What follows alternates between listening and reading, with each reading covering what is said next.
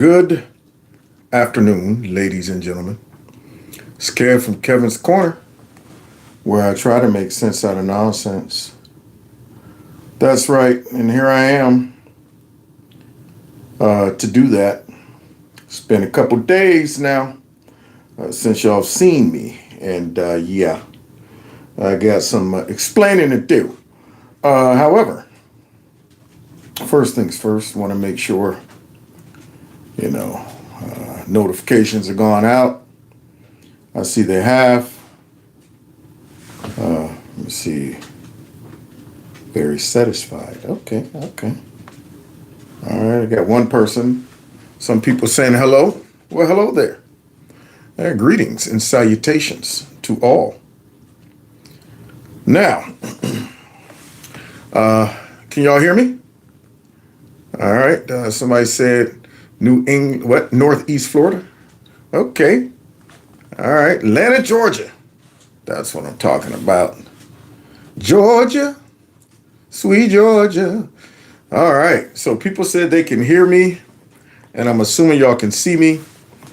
And So I've been missing a couple days, and then today I got home and I put together the show, and I came home to an unpleasant surprise, unfortunately. And I'll tell you all about that in a minute, because I might have to do a fundraiser. That's what I might have to do. Somebody say, glad they caught me. Oh, yeah, San Antonio. That's what I'm talking about. But now, before we get into, somebody said I was worried, but thank you so much. Yeah, it's been a tough one. But before we go ahead and get into all of that stuff, let me go ahead and get loose so I can get busy. What?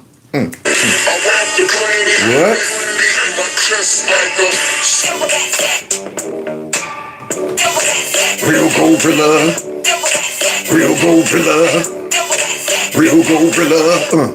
There's some kings in the building. Gorillas in here. Gorillas in here. That's right. And I'm back. Now, before we get into that, there's going to be some sound differences, I think. I'm hoping that this will be loud enough. I came home this morning, and I have a mystery on my hands. My normal laptop, which is an Apple laptop, those suckers are not cheap. My laptop was sitting on a desk and somehow was wet. I mean, just wet. Now, here's the mystery about it. The top of it was wet. I opened it up. The screen was wet. The keyboard was wet. Underneath it was wet. But yet, there was no water in the room. No water on the desk. No, I mean, I'm sitting there like, how did the laptop get wet?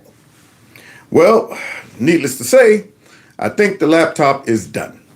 Gizmo couldn't have did it because he was on the ground and he can't get on the bed. He can't reach up to the table. Nala was in the cage, and my whole thing is just fried, wet. So I went, of course, to a couple places because the whole storyboard for this show was already done. I thought about that too. I was like, did he pee on my laptop? But it's impossible. He was on the floor. I don't let him get on the bed when I'm gone, and unless he peed upward, I'm sitting there like, okay, now lay on his back to pee up on there on my laptop. But yeah, it was suspiciously wet, and it looks like it might be done, which that's where I do all of my work for the shows, the editing, and everything. So yeah, I might have to have the help Kevin buy another darn Apple MacBook Pro foundation. And so guys, it is what it is. I'm gonna have to do what I can do. And this little makeshift agreement that I have here with this laptop is challenging. So yeah, I'm gonna need a laptop. So, which brings me to, don't forget to check out Kevin's Corner Store, which you can support the channel through purchasing some stuff, or you can simply Donate to the Help Kevin Get a New Laptop Foundation by checking out my Cash App, my PayPal link. It's all in the links below each video. And then finally, if you want, you can contribute to the Super Chat. It's all up to you. Christmas is coming, so who knows? I might get a special Christmas bonus or something like that. Who knows? But yeah, that broke my heart. I took it there, and as soon as the guy looked at it, he gave me the, ooh, yeah, man. I was like, oh, you're giving me a whole bunch of oohs and ahs. I already know where that's going. Anyway, don't forget, like the videos, share my videos, follow me on all of the other social media platforms. And all of that good stuff. Subscribe to my alternative channel where I will start to do some live streams there as well. But before I do all of that, let's get into what's been going on. I know y'all probably been waiting to hear how I feel about what took place on Tuesday. And yeah, it was a little different, disappointing. I ain't gonna even lie. It's a little disappointing on multiple levels. And I'll be talking about that today. But what is more disappointing than that is the Republicans. And my gut tells me they're about to waste their shot. And I'm a little concerned about that. They need to recognize what we're up against. They need to recognize that we're at DEFCON 5. These folks aren't willing to lay down and roll over. All right. They're trying to mobilize. They're trying to expand the craziness, and they're willing to do whatever they have to do to go ahead and win. We know the Dems will fight dirty. Somebody said add a little for your laptop in the Cash App. Yes, please do so. And I'll let y'all know when I'm able to purchase it. I might keep a tally of how much. I ain't gonna even tell y'all how much it costs. I looked at it in Best Buy today, and I'm like, oh God, that's gonna set a brother back. But anyway, it is what it is. Now, but yeah, the Republicans need to recognize who we're up against. We're up against some very evil forces, not just people, but evil forces. And when you have a chance to stomp out the enemy, you got a chance to stomp out evil, you might want to take advantage of it. You don't have time to be, hoping that, they're just going to lay low, hoping that if we play nice, they'll play nice. They're not set up like that. They're not wired like that. OK, and the Republicans need to go ahead and realize that. Like right now, they passed that Prop 50 or whatever out there in California. And you would think that will launch every red state to go ahead and redistrict. And states are putting and farting around. I think one of them sat back and was like, you know what, let's go ahead and not do that. We don't want to be like them. And I'm going, that's why they win a lot of times, because they're willing to do things that you're not willing to do. What made America very vulnerable to a lot of terrorists and things like that was the fact that they know that we play by certain rules that they don't play by. They know that we have rules of engagement. They know that we're not going to waterboard anybody because we got weak folks over here talking about that's inhumane. Yeah. See, they know that when it comes down to torture, when it comes down to us going in and wiping them out, we got to tiptoe around the fact that they hide amongst all of their citizens and things like that. And we don't want to make sure, we don't want to offend people and make it look like we're coming in just killing innocent folks, which we shouldn't. We should try to avoid that. But when we get our hands on these guys, it's not time to be talking about, well, we want to go ahead and make sure that we get them with harsh language. Maybe they'll tell us where the bombs are. Maybe they'll tell us where the next target is. Just yell at them, put a big bright light on them. And they're going, boy, if we had y'all over here, we would be beheading. We'd be chopping off hands, fingers. We would be doing all of the stuff that you guys aren't willing to do. Now, Trump is on that level. Trump is like, look, man, we're not going to be out here pooting and farting around with the enemy, because the enemy wants us dead, wants us gone. And that's across the board. Whether it be the radical left in our country, the liberalism, the wokeism, the communism, all the isms are trying to destroy the country while Republicans are trying to be nice. and not taking advantage of having all the cards. Or whether it be folks outside the country. Other countries now know that we're not going to be going, well, you know what, let's go ahead and pull that boat over with all of that, the drugs on it and stuff, take them through a truck. No, Trump's like, blow them boats up. Very simple. You come over here with your drugs, we blow the boat up. How about that? That'll be your trial right there. And yet we still got folks over here just, questioning Trump's tactics, questioning whether we should, somebody said, boom, sounds better.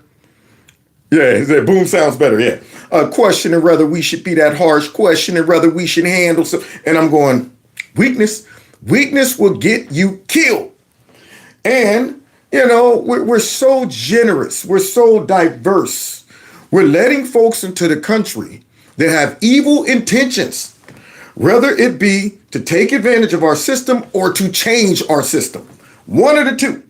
Both of them are detrimental to our survival. And we're going to be seeing this in my montage today, my clips that we're going to be talking about. And I'm thinking to myself, why is it that some of the stuff that we see going on in European countries and Western countries, you don't see taking place in China? You don't see it taking place in Russia. They're not stupid enough to import a whole bunch of people into their country that they can't keep track of, that they don't know what their intentions are, that might subvert what they're trying to do. As evil as those dictators are, those folks protect their culture, their way of life, and the minds of their citizens. They're not going to let a whole bunch of radicals from, Muslim countries come over there and start, taking advantage of all of their, folks, sensitivity and all of that stuff. They're not going to let a whole bunch of folks in their country start spreading hate against China to where all their youth grow up wanting the country to be overthrown, thinking it's whatever. Most of them, a lot of them people probably like, hey, you know what? I don't even recognize that we are a communist country. I thought this is just the way of life. And if I say something about it, it could be trouble.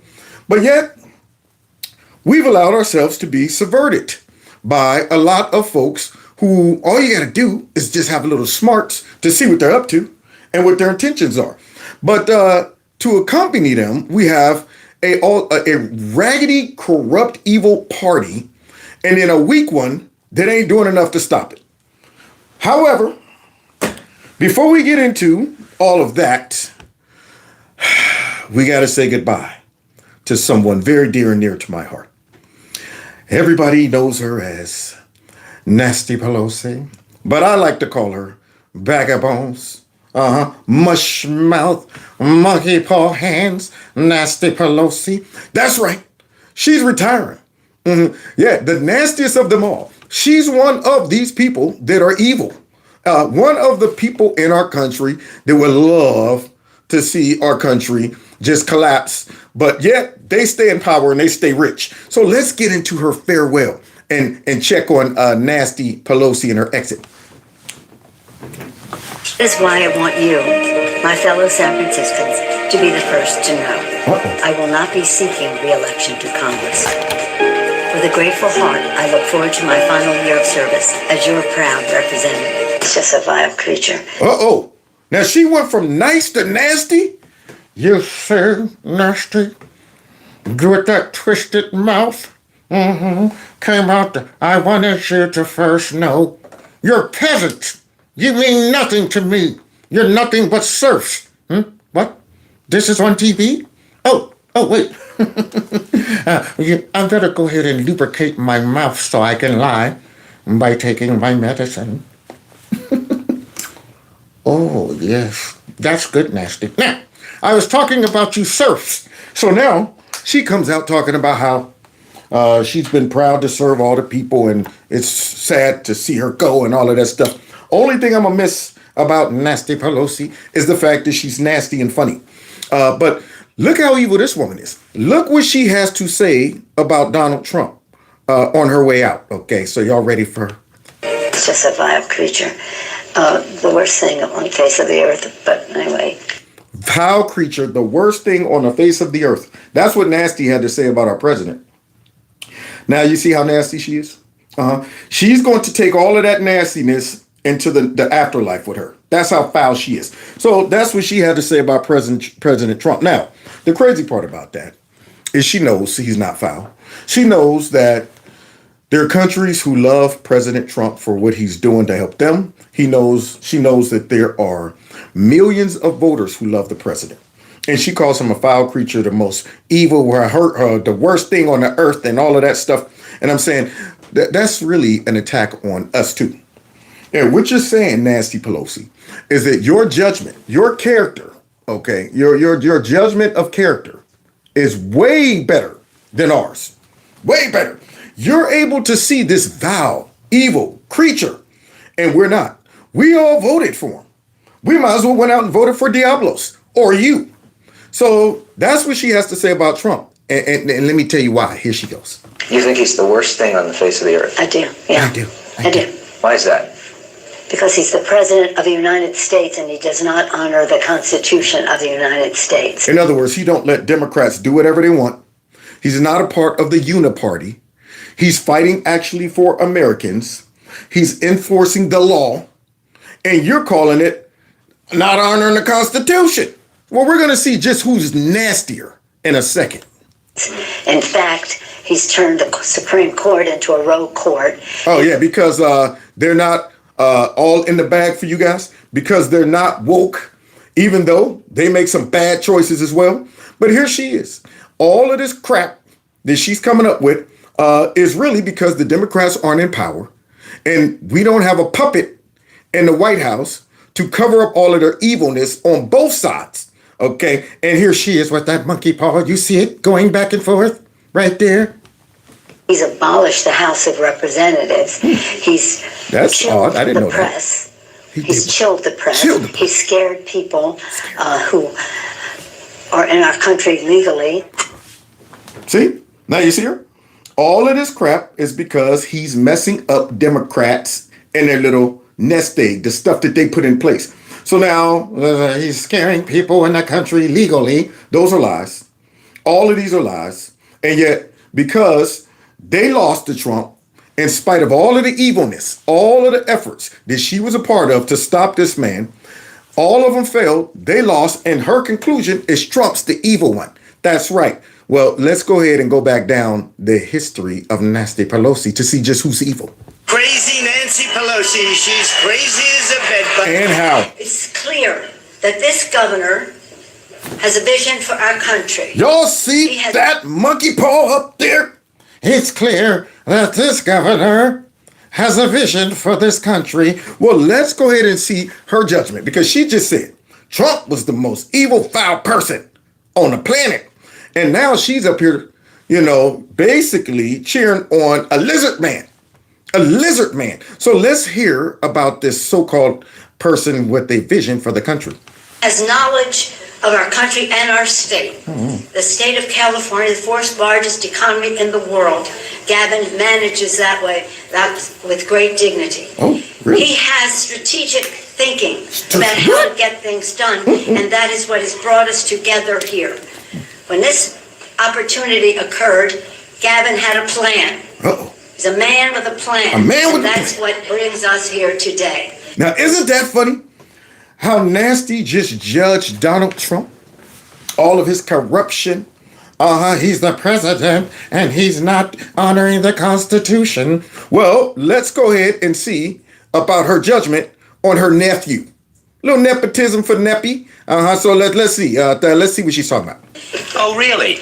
He has strategic thinking about how to get things done. Let's see. And if we're going to solve the problem of those that are out on the streets that we define as homeless, we better solve the housing problem if we're going to have an impact. And that's why we established this framework, what we call a 10-year plan to end chronic homelessness in San Francisco. 10 years? 10 years? So wait, Gavin Newsom's 10-year plan to end San Francisco's homelessness marks 20-year anniversary. Well, let's see how the man with the plan has handled solving the problem. He has strategic thinking about how to get things done. Wait a minute. Why are these people standing up but yet perpendicular. They're not sleeping, they're not awake. That's a problem. What are these people? Are they in a comatose state? What is this? Now look at his master plan to deal with homelessness. She wants the man with the plan to one day maybe even become president. That's how the whole country will look. Look at the man with the plan. Looks like his plans work. Huh. Oh. What, is that a dirty mattress? How you get a dirty mattress out there in the middle of the street in a city? I mean, this is unbelievable. Look at all of that trash under the man with the plan. Wow. Oh, they done brought their furniture out there? Man, the homeless done went ahead and said, you know what? Forget it. Forget cardboard boxes. I'm not going to be sleeping and sitting on the concrete. I'm bringing a full-blown chair out there. A living room here. Wow. Wow, look at that. It's so beautiful, and the people are just... Yes, they are wonderful, aren't they? Yeah. He has knowledge of our country and our state.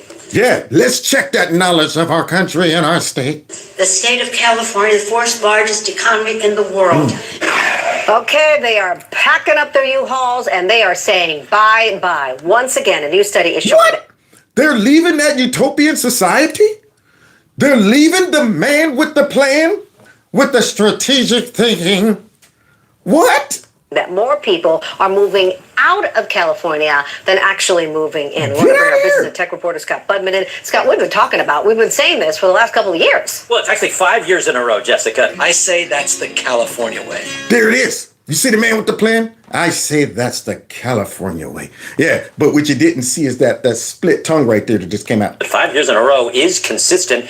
It's given our high cost of living. Experts say expect that number to continue. When this opportunity occurred, Gavin had a plan. The man with a plan. Gas prices here in California could skyrocket 75% in 2026. A gallon of gas could climb as high as $8.43 per gallon. Wow. Now, I don't know if I like that plan, ladies and gentlemen. If I lived out in Cali, I'd be like, I'm going back to Cali. I'm going back to Cali. Man, I don't think so, because I can't afford it. So now, $8 to buku. So, brother. Think about that. Yeah. Michael Miche is an associate professor at USC's Marshall School of Business. He says gas prices could see a significant spike next year as a result of California losing 2 refineries in the coming months. What? The average price of gas here in California right now is $4.79 a gallon. That's $1.64 higher than the national average. Wow. So the man with the plan who allowed LA to burn down, okay, homelessness out of control, drugs out of control, crime out of control, illegal immigration out of control, prices out of control, and folks is out of Dodge. Folks are leaving that utopian society. Now, you just have to wonder about the state of Americans who they suffer through this stuff. They vote these people in. They think Orange Man is bad, and yet they suffer like this. They allow these leaders to abuse them, and they reward them for it. That's the crazy part about it. Democrats, voters, I would never understand. And we're about to see some dumb ones in a little bit. So let's finish listening to Nasty Pelosi talking about he's a man with a plan, but Donald Trump is evil. So that'll be something fun to look forward to. Yeah, gas prices. $8 a gallon. $8. Yeah, that would be... That'd be a problem. Yeah. I mean, right now I'm paying like $100 just to fill it up. Yeah. So I can't imagine what it's going to be like that.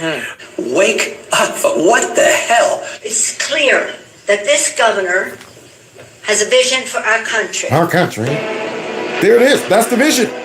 Under Gavin Newsom. Under the Democrat Party. I don't know if I like that vision.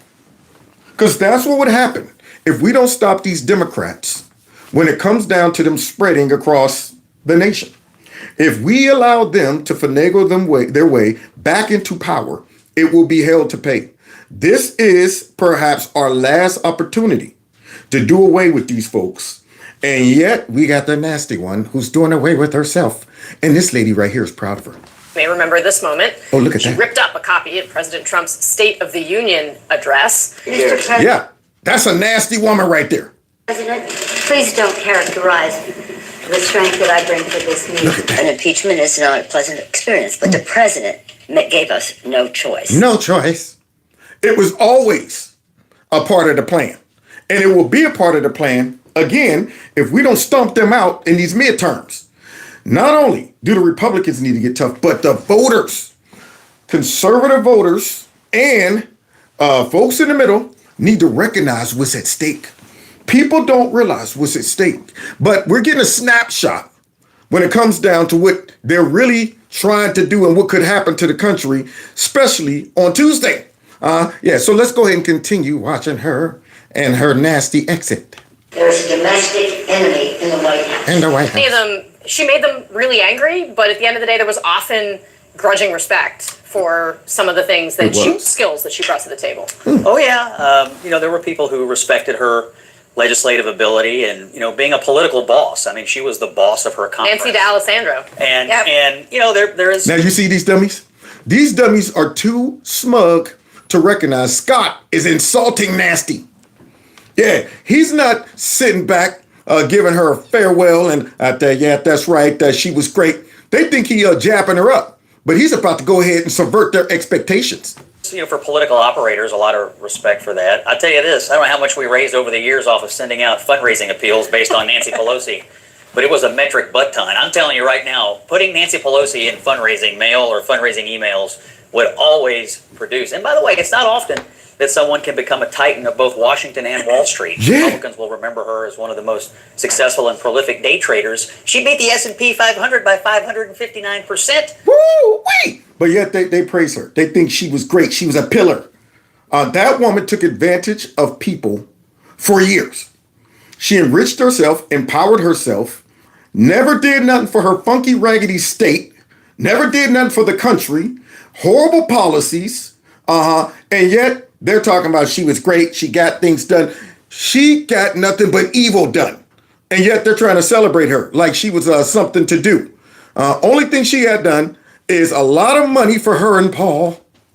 In her stock portfolio, she's worth a lot of money. She did an amazing job. So what a blow for the financial houses today on Wall Street. Get him, Scott! Good morning. Just getting in an elbow, right? Yeah, really trying to get into some opposition research. That's a classic Scott Jennings, by the way. Like, I'm beginning to view what you just did there as like the Scott Jennings on TV. I want Trump to put her in charge of the Social Security Administration. We could all retire in 6 months. If we let this lady manage our portfolios. Yeah. Do you know what I think for me was... Yeah, that's a good idea. Why didn't Nasty share all that knowledge that her and Paul had with all of us? Isn't that crazy? I mean, they should have recruited her up there at Wall Street. They should have been like, yo, man, we need to bring you. What is it? I mean, is it you or is it Paul? Or are you going ahead and having pillow talk with Paul, telling him what to invest in, and then talking about, my husband does those things, I have nothing to do with it. But let's continue, though, seeing just how nasty the nastiest one of all is.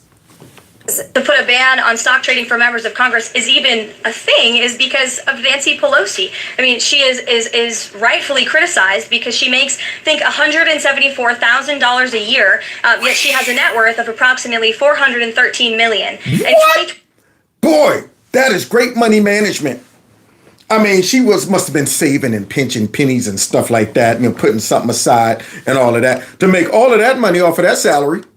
24, Nancy Pelosi's stock portfolio, this was a fascinating statistic to me, grew 70% in 1 year in 2024, and her portfolio outperformed every single large hedge fund in that same year, and even more than doubled the returns of Warren Buffett's Berkshire Hathaway. We should study her brain.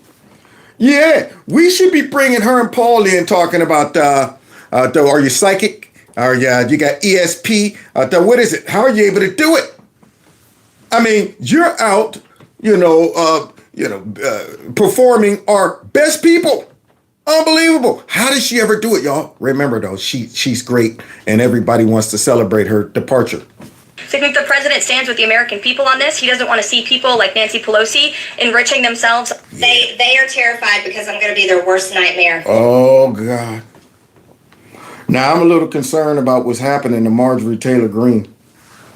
I mean, when they start inviting her on The View, and then praising her and talking about she's ragging on the Republicans and stuff, I'm starting to wonder if maybe someone done got in her ear and said, you know, you can make a lot more money if you take the role of the hater.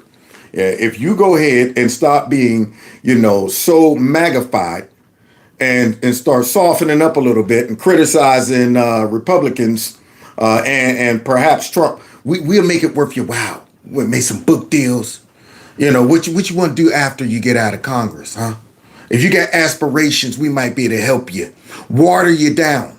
Now, I used to look at her like a full-blown soldier, but now I'm starting to question some things. Whenever The View is complimenting you, I'm concerned.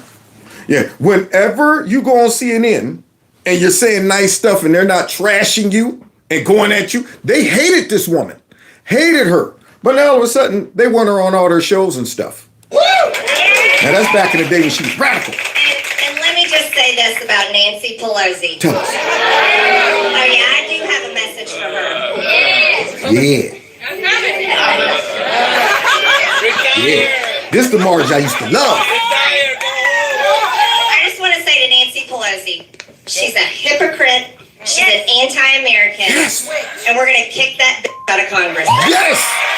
Woo-wee. Now look at the crowd cheering. That's the Marge that everybody wanted right there. All right, let's hear what she got to say about nasty now.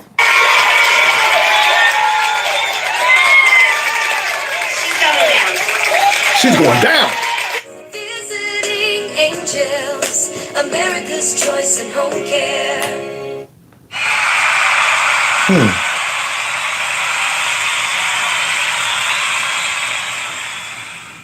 I assume you heard that the former House Speaker Nancy Pelosi announced today that she's planning to retire from Congress, not seek re-election when her term ends. She's been in Congress for almost 40 years. She's 85 years old. What's your reaction? Well, my reaction is I believe in term limits, and I've co-sponsored that bill. And it's been decades now that I believe we have seen the failure in Washington, D.C. However, I will praise Nancy Pelosi. She had an incredible career for her party. I served under her speakership in my first term of Congress, and I'm very impressed at her ability to get things done. What? What did she get done? Nothing but evil. Yeah, what she got done was made a whole bunch of money for herself and her husband and was a pain in the butt for all of us. That woman is full-blown evil. I mean, don't forget about J6 and what took place. Don't forget about that. Don't forget about all of those stupid, useless impeachments and all of that. And here you talking about she got stuff done for her party. If what you got done was non-productive, anti-American, and violated all of Trump's civil liberties, probably coordinated and conspired for all of the stuff that took place with him, and yet here you are talking about she got a lot done for her party. Her party is evil. If you're talking about getting evil stuff done for the Democrats, and stupid stuff like going after Trump and stupid impeachments, then yeah. But I can't think of one good thing that she got done for the Democrat Party. I can't think of one good thing the Democrat Party has done. But here she is now, for some reason, beloved by Blitzer. You would think they would all be calling her a fascist, white supremacist, but for some reason, they're very tolerant to her now. I wish we could get things done for our party like Nancy Pelosi was able to deliver for her party. What did she deliver? That's my question. Yeah, her party all fell in line. They all was like, yeah, long as you're delivering more power for us, that's all we want. We're not delivering for the people. Yeah, we're delivering for the party. So I wish her well in her retirement. Wow. I just want to say to Nancy Pelosi, she's a hypocrite. She's an anti-American. Wow. And we're going to kick that out of Congress. That's far from what you just said now. However, I will praise Nancy Pelosi. She had an incredible career for her party. I served under her speakership in my first term of Congress, and I'm very impressed at her ability to get things done. I wish we could get things done for our party like Nancy Pelosi was able to deliver for her party. So I wish her well in her retirement. What the hell is going on? I don't know. I mean, I don't know what metamorphosis she's going through. I mean, granted, when you talk about getting things done, I do, reflect her sentiments about our party. I wish our Republicans could get some things done, and I'll be talking about that in a second.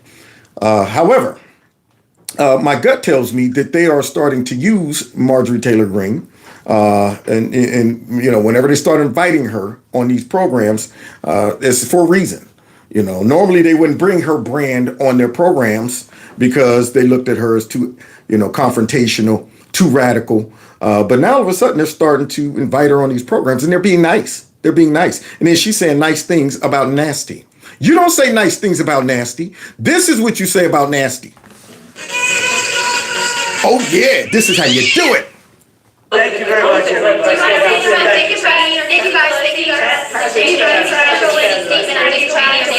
you for retirement. Thank you, Russ. Nancy Pelosi. Nancy Pelosi's retirement. I think she's an evil woman. I'm glad she's retiring. I think she did the country a great service by retiring. I think she was a tremendous liability for the country. And I think I thought she was an evil woman who did a poor job, who cost the country a lot in damages and in reputation. Yeah. I thought she was terrible. Thank you very much. Thank you very much. Any other questions? This is how you do it. Doom, doom, doom, doom, doom. This is how Trump do it. Yeah, you don't sit back and soften it up for evil people. You don't sit back and try to give them a farewell as if they lived a good life, did good things, wasn't a menace, wasn't as evil, all of that stuff. Nah. It's too late. It's too late for nasty. We already know the true nature of nasty. Nasty's nature is nasty, period, as we watched in the beginning. So Trump is not going to soften it up just because she's leaving and just to appease a lot of people. Like, just respect her. She's a woman. She was the first female, woman with the gavel and all this. I don't care. I don't care about her career. I don't care about, her being a first female House Speaker. None of that matters to me. All I know is the nastiness. That's all I know. And I can't give her no farewell departure, some wonderful speech on the way out when she has created all of this havoc. Trump kept it real. That's why I respect him. I don't respect the fact that Marjorie Taylor Greene, a couple years ago, was talking reckless about Nancy Pelosi. Now she's talking about she got a lot done and all of this stuff. What is going on with her? But speaking of evil. And when folks vote, they order what they want. And in this case, they got what they asked for. Oh, here we go. Worst mistake ever out of the New Yorkers. Now, I don't know if it was out of the New Yorkers, because come to find out, the majority of people who voted for moron right there aren't real New Yorkers. They're, immigrants and stuff like that. And then a lot of young, dumb college folks. And then, of course, rich, middle to upper class liberals and stuff like that. So now this guy somehow finagles his way in. Very dangerous. See, very dangerous because we don't want this to set a precedent. Okay, we don't want that. But this guy got in and immediately took that mask off. That dude didn't even wait until the honeymoon was over. Yeah, as soon as he said, I do, he straight up was, all right, now that you do, it's going to be some changes in here. What? They still at the altar. This dude rolling up his sleeves, talking about, I'm about to put my hands on you. I can see that right now. But baby, we did. No, ain't no baby. So now this dude's revealing what we all knew to be true. He's radical. He hates the country. And he's about to go ahead and tear that sucker down. So let's go ahead and see about his speech that he gave on the other night.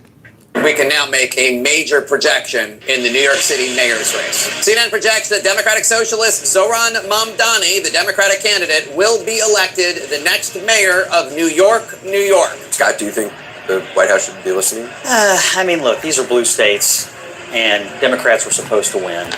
So I wouldn't overread it. Virginia, in particular, has never been a great bellwether. I don't think a lot of folks had a lot of confidence in the Virginia campaign that was run on the Republican side. And New Jersey is New Jersey. So I would hesitate to overread it. I don't think the concerns you raised are legitimate political strategy concerns. So now, all of those races that he's talking about were not as close as we wanted it to be or thought it would be. And we're now seeing what we're up against. We're not just up against evil folks running for office. We're up against a lot of folks who are Trump deranged, and they're willing to vote for evil folks to run their states, and a lot of dumb, ignorant folks. And see, it's hard to compensate for the ignorant people. It's hard to compensate for all of the folks who don't understand the evil that these people are trying to bring upon this country, the destruction of this country. And so they fall for all of these gimmicks because they're 100% ignorant. Then you got the ones that's just bitter, hates Trump, and they're like, man, we're going to go ahead and vote some of the worst leaders in, even if these people bring policies that destroy us, that punishes us. We're going to do that. So let's go ahead and hear Scott Jennings' quick take on this, because, see, the real losers was the Democrat Party, not the Democrat Socialists, which are the socialists, but the Democrat Party, because now we got a real good indicator of our next major enemy. It's these Democrat Socialists. Now, the Democrats, of course, are our enemy, but they're the ones that open up the gate to allow these folks to come in. Now, these folks want blood, not only from them, but also from us and the rest of the country. Yeah, they think they got the juice now. You know, I think I just want to offer condolences to Chuck Schumer. Honestly, what I'm reading here in New York City is that AOC is going to be the next senator from New York after she gets done whooping his rear end in the 2028 Democratic primary. And for his Senate races in 2026, I see the energy in the Democratic Party tonight behind a socialist, and I see the energy in Virginia, Democrats looking the other way on a violent candidate for Attorney General who says he wants to murder Republicans and their children. Unbelievable. Unbelievable. And the Democrats never stepped up to say anything about it. Yeah, all of those Democrats were too scared to check Mamdani, except for who was my boy, John Fetterman. He's like, nah, man, I'm not agreeing with that. The Democrat Party is not socialist. He's a little delusional about his own party. That's the bad part about that. His party is horrible. And the sooner he recognizes it, the better off he'll be. However, instead of saying, yo, that's not what we're about, the Democrats want to bring so many people into their party. They're willing to accept folks that want to even subvert them. Long as we can get y'all into our party to make sure y'all speak about all these grievances, make sure y'all hate a common enemy, we'll embrace whatever beliefs you got, whatever isms you got, schisms you got, whatever you have, long as you say you're not a Republican and you hate the Republicans. Yeah, slap a little, appease us by slapping Democrat on the front of it, and we'll accept you. Instead of casting these people out immediately. But they knew just how to get into that party by just adding a slight of tongue. Democrat socialists. It's the same thing the Democrat Party does to justify a lot of their corruption by changing the language. Yeah, they now are becoming the victims of these people subverting their party because those people did the same thing. They changed the language just through the Democrat in front of socialists to soften it up. They get in. Then if the Democrats have a problem with them, then they use the same tactics that the Democrats use against everybody else. Identity politics. Are you being transphobic? Are you being Islamophobic? Are you racist? They will even use that against people in their own party because they figured out the secret. They figured out how to manipulate a major party, get their hands in, then go ahead and take over the whole party and then try to spread this crap across the whole country. And yet our Republicans are still up there playing patty cake, baker's pan. We got a fool up there that is now the top cop in Virginia that got the nerve to say all of this horrible stuff. So you see what we're up against? We're up against voters that are willing to accept these evil people, to put them in power. So now, should we go ahead and be nice? Should we sit back and say we're going to try to win over all the crazy folks who hate us and was willing to vote somebody in that is okay with killing conservatives? Or should we say, you know what? It's not time to be nice. It's not time to sit back and say, maybe if we stop deporting folks, then all of these people will stop protesting. Maybe if we, no, right now, we know the crazies are there. They're out there. Right now, we need to put roadblocks in place to make sure the craziness don't spread. And I'll give you my opinion on it as we go. Because Scott right now is keeping it real. If you think you're getting rid of Graham Plattner in Maine now, think again. This is a terrible night for national Democratic image, given what is happening inside their party. Mamdani is an avowed socialist. It's not what people say that he is, it's what he says that he is. He's now the leader of their party. That's their energy, and Chuck Schumer's He's the leader of the Democratic Party? Let's swear. What? There is no. Who is the leader? Can someone tell me? Yeah, who is the leader? Hawker Jeffries? Huh? Timu Obama? Is it Chuck Schumer? Nasty's retiring. So who's the leader? Right now, all the attention is on him, people like AOC, and the squad. And these folks think they got the juice because they pulled off an election that really, I'm saying, yeah, you probably should have won that one. You know, you got a lot of enough foreigners up there, enough young, stupid dummies up there, enough liberals in New York that don't realize that, everything ain't free. They don't realize what's about to happen to them. And they don't realize that, hey, the reason the mouse gets caught in the trap is because he don't realize why the cheese is free. There it is. Don't realize why the cheese. I thought, well, look at this. Somebody left this big piece of cheese right out here for me to eat. Now, normally, I have to go and I have to scurge. I have to go and hunt for something. I have to look for it. But now, why would I do that? If this big old piece of cheese is free, I'm going to take me a nice bite. Snap that neck. That's what's about to happen up there. So, yeah, I appreciate what Scott had to say. So now let's listen to the very nice smiling moron, Zoran the moron and stuff. Remember, throughout the whole campaign, nothing but smiles. Nothing harsh to say. Not contentious. It's a life raft for Republicans who have to go on TV and get their asses kicked. You own this now. Yeah, you own this. Y'all let that guy infiltrate your party. Y'all gave all of that power over to AOC and Bernie and all of them. Y'all tolerated the radicals in your party and they took advantage of it. I own this now. Anyone can show a nation betrayed by Donald Trump how to defeat him. What? It is the city that gave rise to him. Wow. Now, he didn't wait at all. He jumped straight in and went straight into Trump. Now, I thought he was running to be the mayor of New York, not, Trump's adversary. Well, what are you doing? I'm sitting there, shouldn't you be talking about New Yorkers? Here you are picking fights with Trump.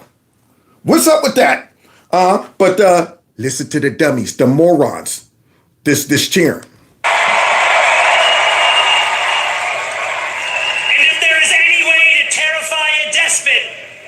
Dismantling the very conditions that allowed him to accumulate power. Yep. So there goes capitalism. There it is. Now, Trump done more for New York than this bum would ever do. In fact, this dude is going to lead to the demise of New York. Trump was an employer, a builder. He gave loans to people, black folks. And then this fool's about to come in and tear it down overnight. And here he's talking about that same thing that gave rise to Donald Trump. And I'm thinking to myself, did you say that about Soros? Huh? Yeah. I see you rubbing elbows with him. Or are you upset with him being a billionaire? Did you tell his son who you were standing next to that, hey, I don't believe in billionaires. I don't want your stinking billionaire money and support. Did you say that to him? Isn't it odd that these socialists come in always talking about billionaires and trillionaires? And stuff like that. But yet they snuggle up to him. They take their money. They use their platforms. But now he's talking about the same thing that gave Donald Trump his wealth. So what are you going to do? What are you going to do to stop the stuff that gave Donald Trump his wealth. Because see, I would love some of that wealth too. Hey, what about the people that's coming up that's saying, you know what? I don't want free stuff. I want to be innovative. I want to be an entrepreneur. I want to make millions and possibly become a billionaire. But we got a guy here that's pissing on the party. See, only people who don't have any aspirations of advancement, of independency, of wealth, only those people would be able to accept the concept of socialism. Anybody who has higher goals in life would say socialism would put a cap on me. These people will be calling me all kind of names as they become rich, though. See, so let's continue. Listen to the rest of this. This is not only how we stop Trump, it's how we stop the next one. Why are you hung up on Trump? I mean, aren't you the mayor of New York? But somehow you done bunny hopped over every other issue, and now you're talking about Trump. Looks like your priorities are all mixed up. So Donald Trump. Oh boy. Since I know you're watching. You calling him out. I have 4 words for you. Turn the volume up. We will. I don't even know what that means. Now, do you see? You see what y'all done put in? Now, these dummies don't even realize that this little Pop-Tart is messing with the big dog. This little peanut who ain't never built nothing, ain't never managed nothing, is picking a fight with the president, and yet is going to need the help of the president at some point. And yet yay! All of that. This guy's picking an unnecessary fight. He went at Trump, talking about you know what, turn the volume up. So now when we turn that money off going to New York, then what? When all of those billionaires that you hate so much move out, when all of those companies stop doing business there and they move out, then what? Over here talking about turn the volume up.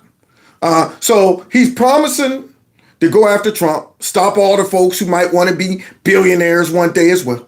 And he's also talking about how he's going to stop ICE from coming in there. He don't realize the separations of power, the federal, government overrides them. What is he going to do? Are you going to tell the New York police who's going to forsake this guy, because he's definitely going to be soft on crime? Are you going to tell them to stop federal enforcement? Are you going to tell them to go to war with the feds? Or are you going to tell them to go stop ICE? This guy right here is nuts. But the people don't realize it. Yay! Hold bad landlords to account because the Donald Trumps of our city have grown far too comfortable taking advantage of their tenants. We will put an end to the culture of corruption that has allowed billionaires like Trump to evade taxation and exploit tax breaks. See all of that? Whole bunch of dividing the people into groups. The haves and the have-nots. They're too stupid to realize he's one of the haves. Isn't that crazy? Not only is he one of the haves, this dude's promising them free stuff, gets in, and the next day uploads a video talking about donate some money for me to go ahead and staff my, my transitional staff. I need some money for that, y'all, because stuff costs. Why didn't you just go ahead and say, you know what, it should be free? These people should work for free. So now here's this guy getting these people all excited because they think they're going to be punishing the billionaires. They're going to be punishing folks like Trump. They're going to be getting evil with all the big corporations. One or two things are going to happen. They're either going to be unemployed because all of the corporations are going to leave, or those corporations, if they get taxed, are going to go ahead and say, we're going to put that extra tax on you guys. So as you're talking about, tax the rich. When you go in the store and you're like, whoa, milk is what, $10? Wow, where'd this cost come from? Oh, the extra 2% tax that Zoran the moron put on us. And when he can't get money out of the billionaires and stuff anymore, he's going to be coming for the same folks as cheering. We all need to ante up, just like I need y'all to help me out right now with my transitional team. I need y'all to ante up. See, so we can have free buses and stuff and free daycare. Oh, and don't forget, all of the transgender stuff that we're going to be paying for. We will stand alongside unions and expand labor protections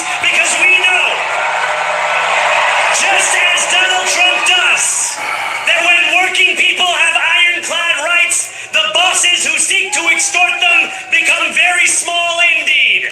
Lot of big talk for stupid people. A lot of folks, and they're cheering for their own demise. That's what they are. They're sheep that are celebrating as they're about to walk into the shear. So now, here he is. But he ain't done. He ain't done. He went from smiling and being nice to saying stuff like this. New York will remain a city of immigrants, a city built by immigrants. Now, what he's basically saying, it's going to remain a city of illegal immigrants because we're about to straight up go to war with the federal government to protect them in here.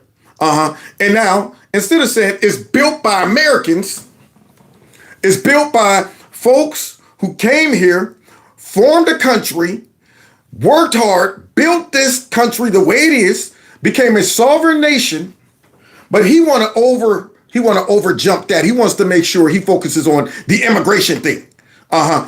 He don't want to unite us. He don't want to talk about America. He don't want to talk about Americans. He wants us to focus on immigration, and then people from all over. He wants us to think outside of what makes us strong and united as a country. So what does he do? He wants to go ahead and focus on all the immigrants, and these dummies don't realize the conquer and divide technique that's taking place right before their eyes. Powered by immigrants, and as of tonight, led by an immigrant. Now see, right there, reveal yourself. Me as an American, I'm offended by this speech. I'm going, whoa, wait a minute. I'm not an immigrant, all right? I was born here in America. Born in the USA. I live in America. Hand in hand. Yeah, nation to nation. You heard James. And now this fool's hyping up immigrants and that stuff like that. And now the biggest city, the most popular city, the richest city is now being ran by an immigrant. But see, here's the thing about it. He's not an immigrant that loves the country. He's not an immigrant that came here, to become an American. He's not proud to be an American. He's more proud to be an immigrant. That's what he is. A guy who hasn't even been in the country that long to where he has no connection to the country. He's highlighting immigrants more than Americans. He's focused on, immigrants more than American citizens. And if you don't believe me, here we go. Thank you to those so often forgotten by the politics of our city who made this movement their own. I speak of Yemeni bodega owners and Mexican abuelas. Who? And look at the dummies. Look at the dummies cheering. Senegalese taxi drivers and Uzbek nurses. Who? Horseback nurses? What are you talking about? Are you speaking of the Jews? You ain't saying nothing about them? They don't get a shout out? What about Americans? Definitely not white people. We know he ain't gonna say nothing about no white folks, no Anglo-Saxons. I'm speaking to the white man down the street who owns a store. No, he's bringing up all kind of folks from all over the place who I'm going, where's that? What? Trinidadian line cooks and Ethiopian aunties. Yes, aunties. Didn't hear nothing about Americans, right? This guy cares nothing about America. In fact, my gut tells me he's here to subvert the country. He's here to subvert America. This guy lied his way into office, and yet these dummies voted him in. And I'm going, boy, you let the fox in the hen house and cheering it on as he eats you. And this guy's about to bring Sharia law up in that bad boy. He's more focused on the victimization of Islam. He's more focused on Islamophobia. That's what he's about to bring up. And I didn't even know that was a thing. I'm sitting there saying, wait a minute. I haven't been hearing of a whole bunch of people up there in New York fussing, fighting, and attacking Muslims. I hear about the Jews and stuff like that. But I don't hear about Muslims getting attacked, harassed, and all of that stuff. But yet you're going to bring this up all of a sudden because maybe you're laying the groundwork for when you start really revealing what you got planned for New York and people start questioning your loyalty and questioning, are you putting your religion above all else? Did you go ahead and subvert New York to get in there to spread Islam, a radical form of Islam? Why didn't you go ahead and condemn Sharia law? These are all questions we have. I mean, what is your real intentions? Zoran the moron. So here we go, y'all, because he's about to go ahead and lay the groundwork. More than 1 million Muslims know that they belong. Grievance. More than 1 million Muslims know that they belong. Did they not know? I mean, the only way you wouldn't feel like you belonged is if you didn't belong. If you looked at yourself apart from American. If you come over here and you're saying, you know what, I'm bringing all of what I believed, how we lived and everything like that from another country to this country. And I'm not going to assimilate. In fact, I might even go ahead and demand that society starts to bend around, you know, what we want it to be. And I look at what's going on in Europe. I look at London, a mess, an absolute mess. They have surrendered their country to be subverted. And my gut tells me the Muslims that they're putting in place aren't Muslims that are just like, look, man, let's live and let live. You believe what you want. My gut tells me this is a nice coordinated effort to spread Islam, the radical form of it, across the globe. But you know who's not allowing that to happen? China. Yeah, you know, they don't have enough dumb liberals over there that's so tolerant, so open that evil actors look at that and say, that's the entrance. That's how we got to get in right there. If you don't believe me, listen to this former radical Muslim, and now he's exposing what those radicals are up to. Not just in the 5 boroughs of this city, but in the halls of power. In the halls of power. Now, here you are leading Muslim first.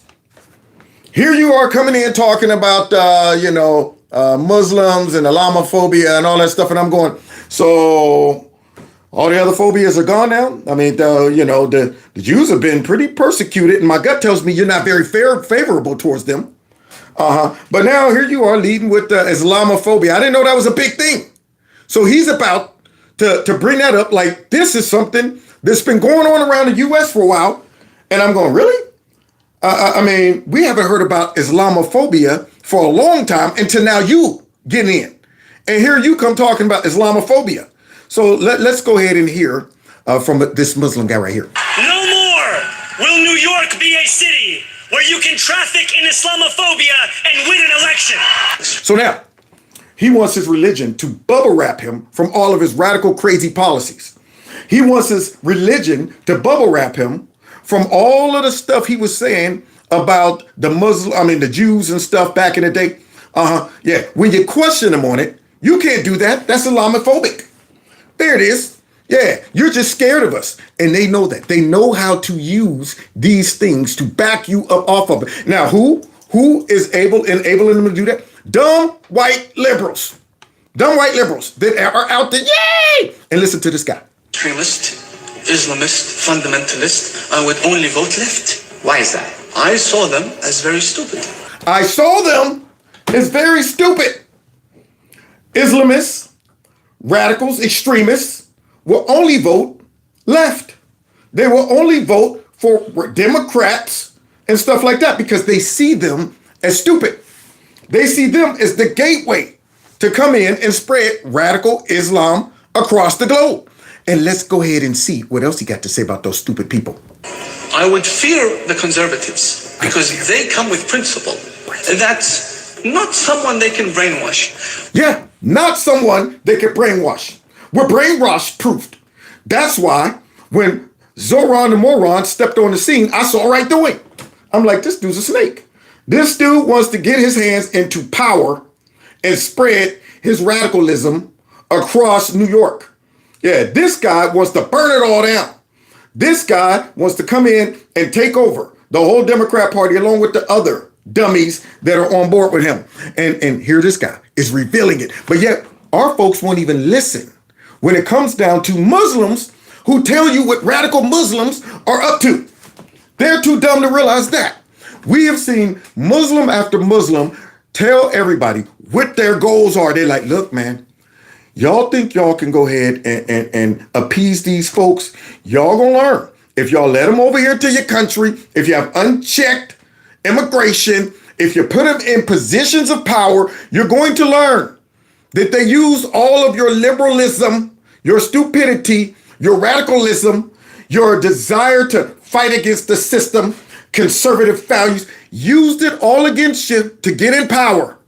And once they do that, what? But the left, I know they have no values and no principles to begin with. I dare you to find one Islamic extremist that votes for Donald Trump. Never do it. Never do it. They'd give their vote to the leftist who wants to run around in pride parades. And Islamic extremists are against gays and homosexuals and transgenders, but they want the left to go and get busy with that. You see that? This man right here knows. And we got so many dumb liberals who think they know better than folks who grew up in that culture. Think they know better. They probably would call this man Islamophobic. See, I mean, it's to the point where you could tell people, like, dude, you do realize that these people got bad intentions. Okay, that's like me growing up in a black neighborhood, and I know that the Crips run a certain area. And I tell a white person, a white liberal, don't go down there. I know what's going to go down. Man, dude, I grew up around these people. If you go in that neighborhood, you're going to get smoked. You know what? That's being judgmental. You just don't understand. Maybe these people are just disenfranchised. I go, okay, go right on down there and see what happens. You're hearing it from somebody who knows the culture, but you're too stupid. You're too caught up on we're sticking it to the man. We're trying to be open and inclusive. We don't want to be judgmental. And they're taking advantage of all of that. While they sit back and go, yeah, transgenderism for all. Of course, abortion for all. We're all on the same team for now. Until we bring Sharia law. We're on the same team. Sure, absolutely. Kids should be transgendered. These dummies don't even realize when they talk about the free Palestine and Hamas, all this stuff. They don't realize that these people will have them killed if they were over there.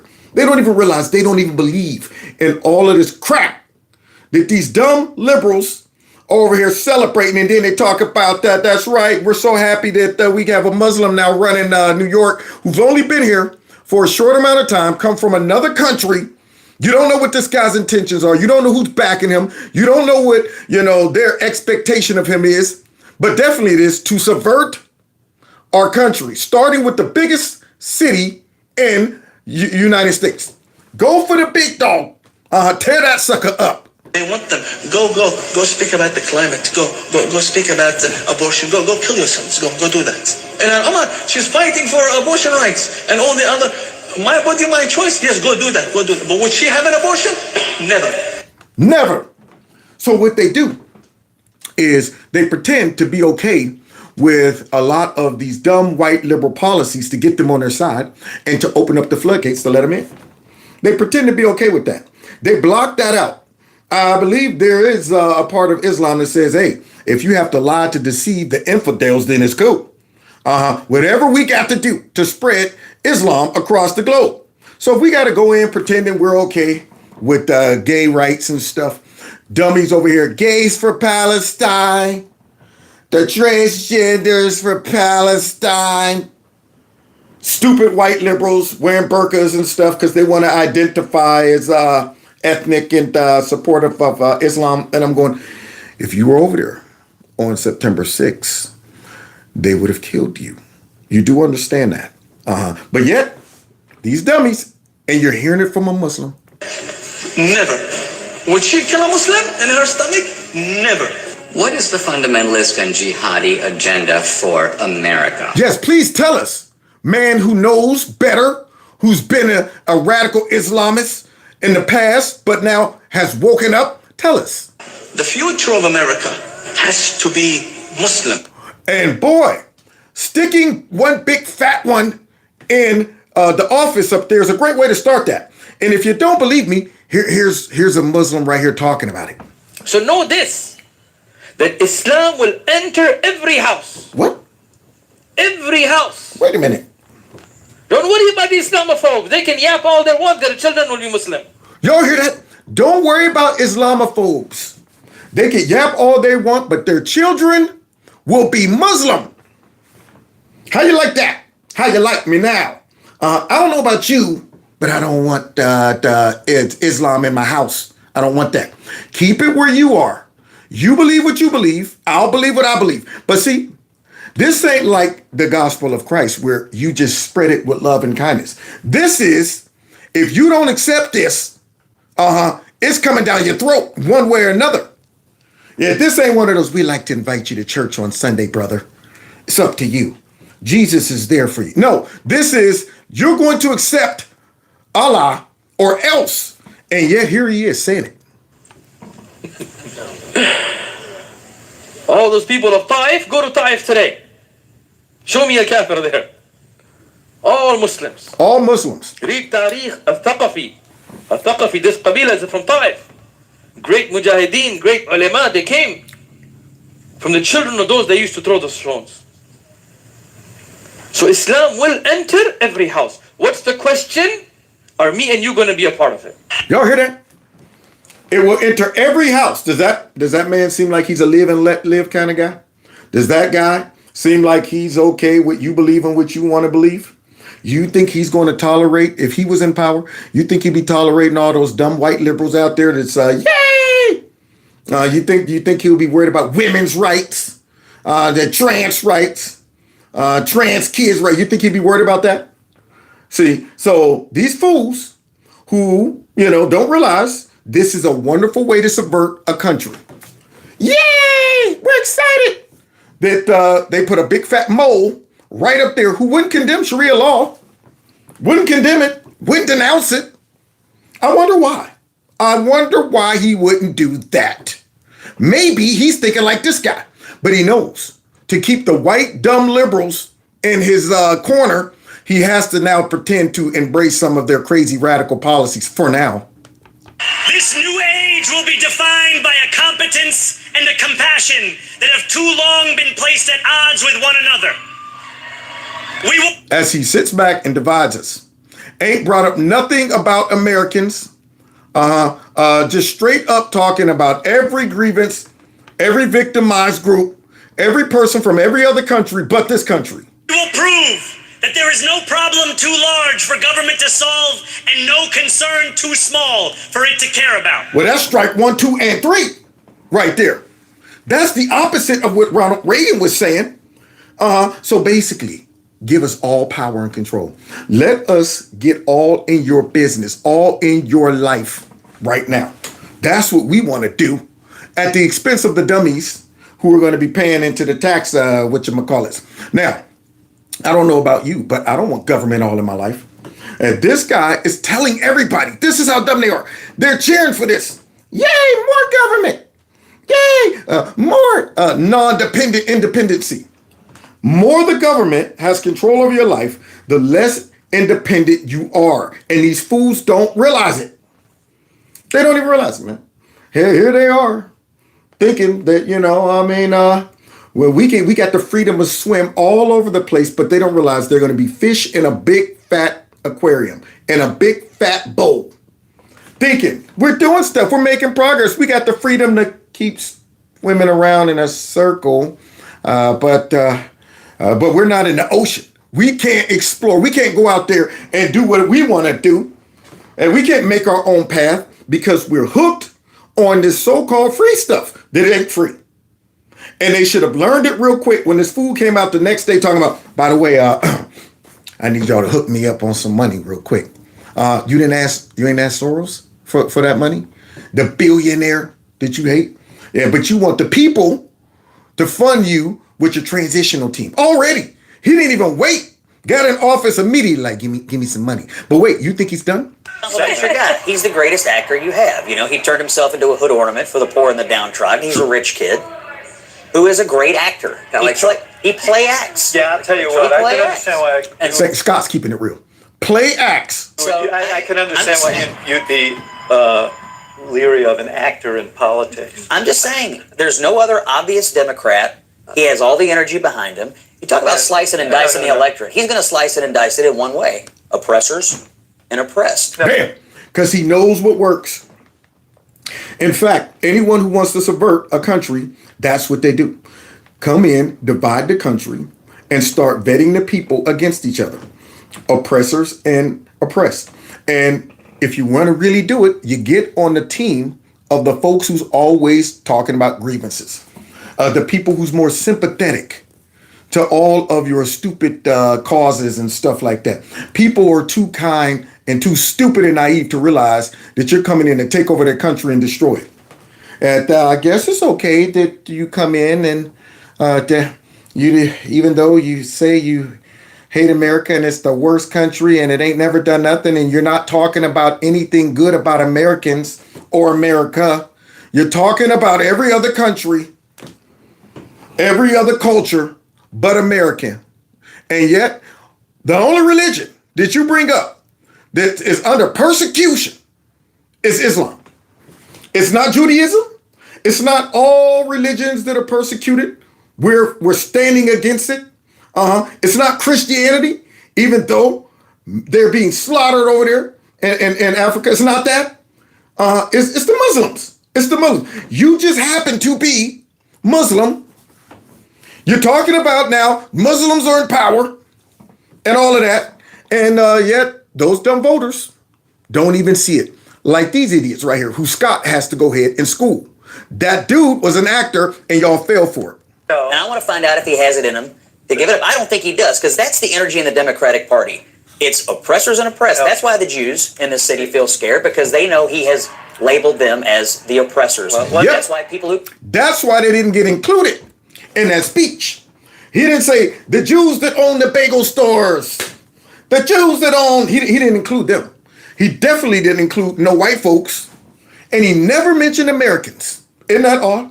He only talked about all of the broken up folks that aren't even from the country.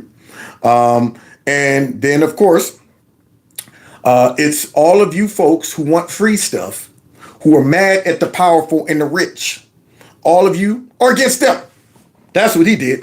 Help him out a little more, Scott. Who create jobs in New York City or Leary, because he labels them the oppressors. That is the worldview of the energy of this campaign, and it's also the worldview of the energy of Democratic primaries across this country. That's a good speech. Yep. And these folks don't even realize it. They don't realize the game that's being played. That speech was so divisive. He just straight, no smiles, no nothing. Went in talking about how we gonna get even with all these other groups. That's what we're gonna do. It's gonna be us against them. So now, if I'm a white person in New York, I'm going. Excuse me. Can I get in there somewhere? I'm starting to feel excluded, even as a black person. I didn't hear anybody talk about any brothers. I would feel like if I am a patriotic American in New York, regardless of my race, I'm going. Can we get a shout out to America? But yet you're talking about every other country but us. First of all, you got to give the guy the credit. He defeated Democratic Party royalty. The Cuomo, that's a royal family in our party. Defeated. I'm not giving him credit. Cuomo sucked, and yet we had a horrible candidate running, and on our side, Cuomo sucked. So of course this guy won. But look who we won over: dumb white young liberals and folks who aren't from our country. So, I mean, it's not like he performed in middle America. It's not like he really did something that makes me go, wow.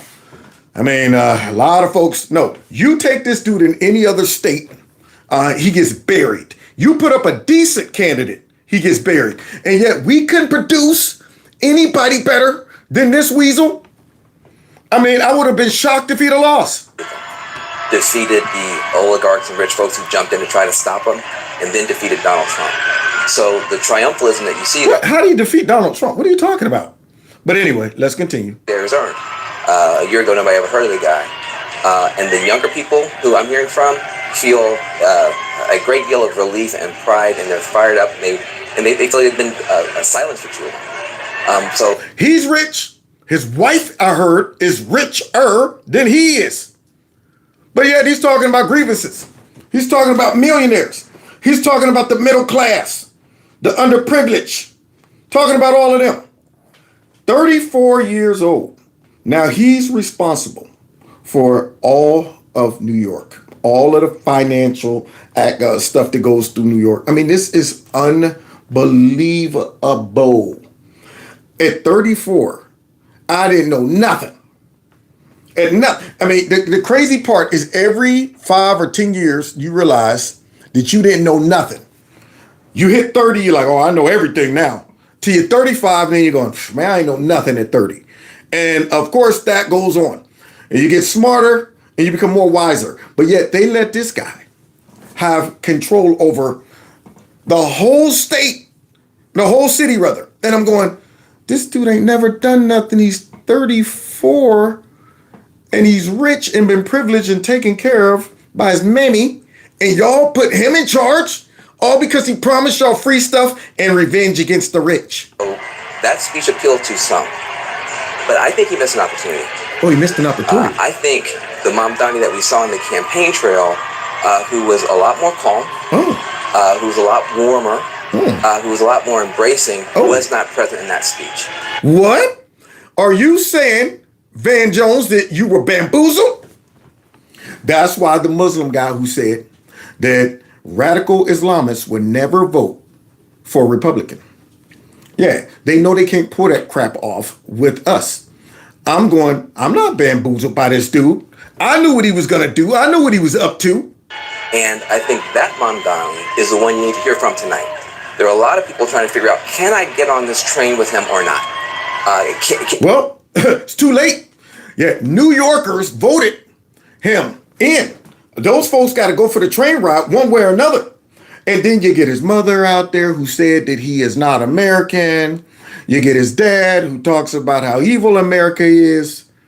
The dude's hanging out with former terrorist supporters. And yet dumb behind New Yorkers voted him in and they're cheering. Yay! Is he going to include me? Is he going to be more of a class warrior even in office? I think he missed a chance tonight to open up and bring more people into the tent. No, he didn't. He did exactly what he wanted to do. He came out and revealed himself. He wasn't trying to bring everybody into the tent. That right there would be American. That right there would have had him talking about how blessed this country is, how this country has given him an opportunity to come in and become the mayor, how this country has contributed to getting more people off of welfare and out of poverty than any other country. He will be talking about that. But instead, he comes in talking about the downtrodden, the abuse against the rich folks, and then Trump, he sucks. And then, of course, all the other immigrants and stuff that now, me being an immigrant, is about to run this city, rather. And I'm offended by that. He's talking about that the city is about to be ran by an immigrant, not an American. And these fools cheering it. I mean, it just boggles my mind, the level of stupidity. That's why I say we got to realize what we're up against. We're not only up against evil snakes like this dude. We're up against complete brain dead Americans who don't realize the subversion is taking place right in front of them. They're cheered on. Cheered on. That is why we have to do whatever we need to do right now to put an end to this. It ain't time to be talking about, well, we better make sure we nope. It's time to say, whoa, we're not just dealing with these fools. We got enough dummies that will put more people like this in power. And if we don't check this, if we don't deal with the Democrat Party the way we need to, with their shenanigans that enabled this to even happen, boy, if they get back power, it is over. I think his tone was sharp. I think he was using the microphone in a way that he was almost yelling. And that's not the Mamdani that we've seen on TikTok and the great interviews and stuff like that. So because he deceived you. Yeah, he deceived you with that smile like a Cheshire cat. Yeah, just because the dog showing his teeth don't mean he's smiling. Like there's a little bit of a character switch here, where an open, embracing guy that's close to working people was not on stage tonight. There was some other voice on stage. That said, he's very young, and he just pulled off something that's very, very difficult. And I wouldn't write him off, but I think he missed an opportunity to open himself up tonight, and I think that will probably cost him going forward. Scott? Oh. Are you saying he wasn't the unifying voice of a generation that you predicted mere moments ago? Yeah. See, now you gotta look dumb. Where is my boy, Major Payne, with that go-to? One, don't you feel dumb? Two, look at you. So now, Van Jones, once again, has the Jackass Award. He fell for it, and then walked himself right into that slap by saying, I think he missed an opportunity, he sound divisive and stuff like that. But a few minutes ago, man of a generation, a uniter, and all of that. That dude didn't waste no time getting up there and revealing himself. And now Scott has to go ahead and rub it in their fat noses. Axe, where was the man that you predicted would not slice and dice the... Look, guys, he started his speech by quoting Eugene Debs, who ran for president of the United States 5 times as the Socialist Party of America candidate. He repeatedly attacked people in this... No, I know my socialists. I keep a close eye on them. I work close eye. So here's the thing. He went after everybody that he thinks is a problem. Yep. People who own things, people who have businesses. He said an interesting quote. No problem too large for government to solve. Or too small. Important. And so when you think of the world that way, that every problem, no matter how small or how large, is something for government to do, let me just decipher this for you. Tax increases as far as the eye can see, which means the people who need to provide jobs to the young people that you say need jobs are going to flee as quickly as they possibly can. I think this was... Bam! Now, this goes to show how folks are so willing to surrender their autonomy. Look how quickly folks gave up their freedom when it came down to COVID. Rolled over immediately. Because government, I just trust them. Whatever they say. They're giving away free shots. Anytime they start giving you free stuff, I'm going, wait a minute. Why is it free? They don't realize that they're the rat that's looking at the cheese going, it's free. Next thing you know, snap that neck. All of those folks they're giving out free COVID shots and stuff like that. Commercials telling you need to go ahead and stay in the house and all of that. Okay, and then getting mad at freedom thinkers. Getting mad at people who's questioning the overreach of the government. That shows what we're up against. We're up against a lot of dumb people and a lot of evil ones too that would vote in somebody that once thing on, conservatives did. They just overlooked that. So now it's no time for playing. I mean, the Republican Party got to get their butts together. This mess they trying to spread across the country. Now they think they got momentum. They think they got the juice. So what needs to be done? It's a divisive speech, and he clearly sees the world in terms of the people who are oppressing you and the oppressed, and he said the oppressed are now in City Hall. And look at that. Somebody hacked their machine and put on there, Trump is still your president. Those dumb liberals. Look at them. Congratulations. Up. Now see it spreading? See, this is what we up against. This is what we don't want, okay? That we don't want them now thinking that, oh, you know what? We could take advantage of all of these dumb liberals in these liberal cities and slide in a couple of more Zorons the morons. Look at this guy. Mayor Mamdani, isn't that fun to say? Zoran just proved that it doesn't matter how much money you throw at you. Organized people will defeat organized money if you stand for real change. And that's the key. Sounds it's like not about his Zoran. social media prowess. It's not about some campaign tactics. All of that was only possible because he stood for real, bold change. And that's what we're doing here in San Francisco. Because yes, our campaign is about actually stopping Trump's authoritarian coup. Yeah, but it's about the authoritarian crew as we want to enact socialism. That's what we want to do. He wants Nasty Pelosi's position. That's what he wants. He wants to get his knuckles into Congress. He wants to go ahead and spread some more Democrat socialism in Congress. Now, you let enough of them get in Congress, it's going to be a problem. And right now, the Democrats seem to not be able to stop them. Unbelievable. more than that. This is a campaign about finally guaranteeing healthcare as a human right to everybody. Yeah, it's about free getting stuff. rents and costs down in our housing by That's all building it is. millions of units of Same message that Zoran was saying. All of these socialists is running all say the same crap. They never give you the flip side of the coin. Affordable housing all across the country. Same thing. It's about creating public power in San Francisco and kicking PG&E out of our city. And it's about ending the reign of corporations and oligarchs. There it is. There it is. Us against them. Free stuff. Yeah, we now see the format to take advantage of stupid people. That's what we see. We think right now we got some momentum. Politics. This campaign is about finally building an economy that works for working people. And because we're for real change, we're getting real results. Already, over 2,000 volunteers have knocked on over 40,000 doors all across San Francisco. And over 7,000 people have donated an average of $34 each to this campaign. And I am so grateful to them because I'm not taking any corporate or lobbyist money, and I don't have any super PACs on my side. So sign up today to join the largest grassroots campaign that San Francisco has ever seen. Yep, to make it more of an S-hole ran city.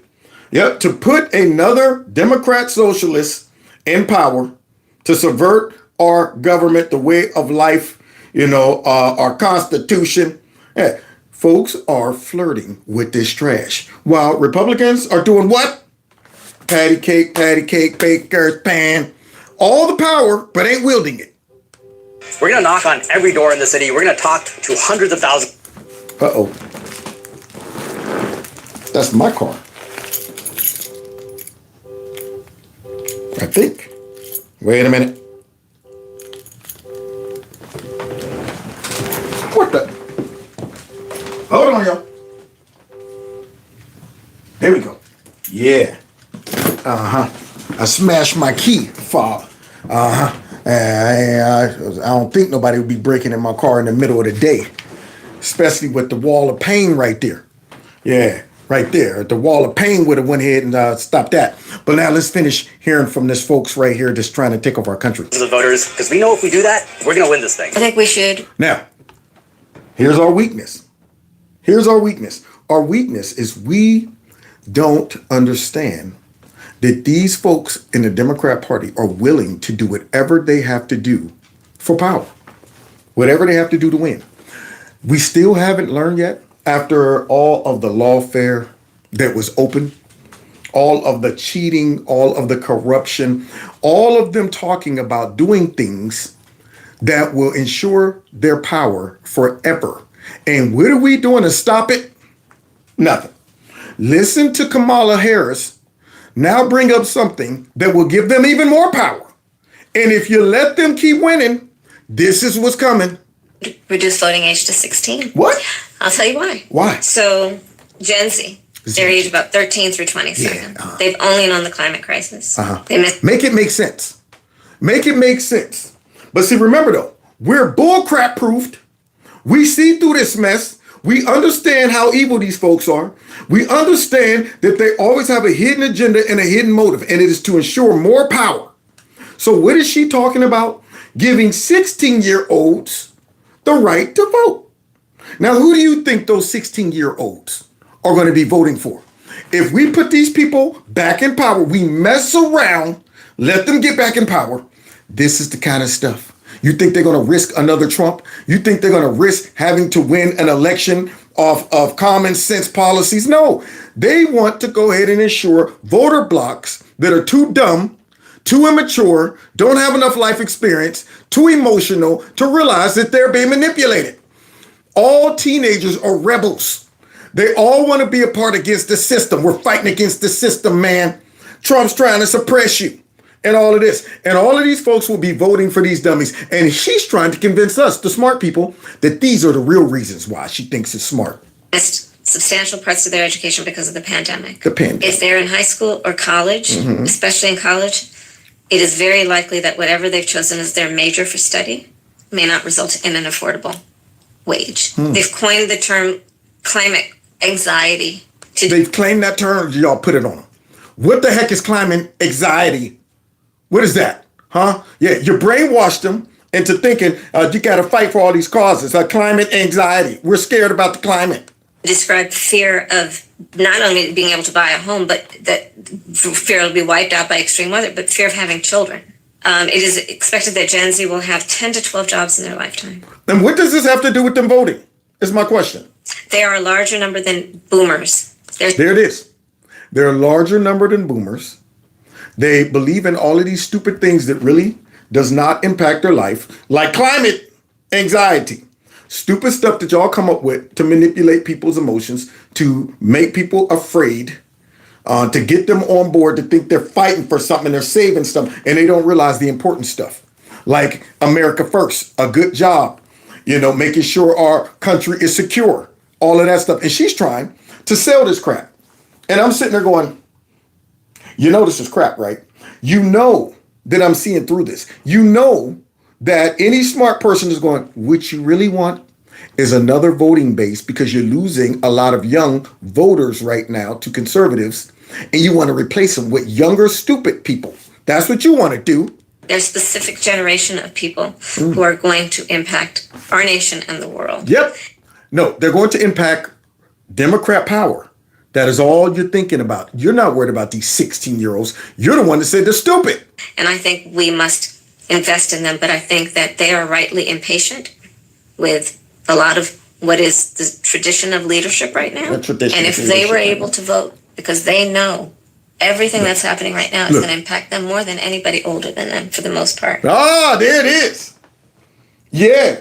They're more likely to fall for your shenanigans, y'all propaganda.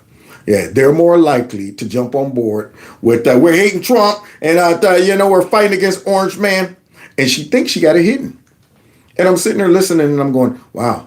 But see, the crazy part about it is they're so evil that we that can see through it should be saying we need to take these people seriously. How do we stop this? We see what they're willing to do for power. They're willing to lower the voting. They're willing to go ahead, get rid of the filibuster. They're willing to pack the courts. They're willing to go ahead and gerrymander.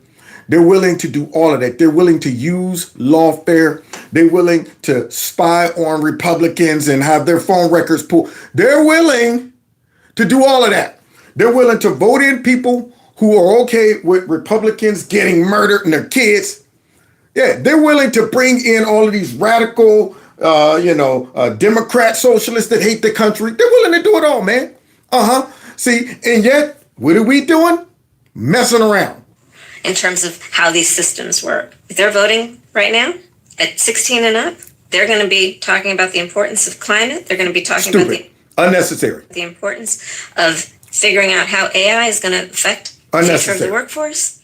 They're going to be focused on what are we really doing about affordable housing? What? 16-year-olds? Affordable housing?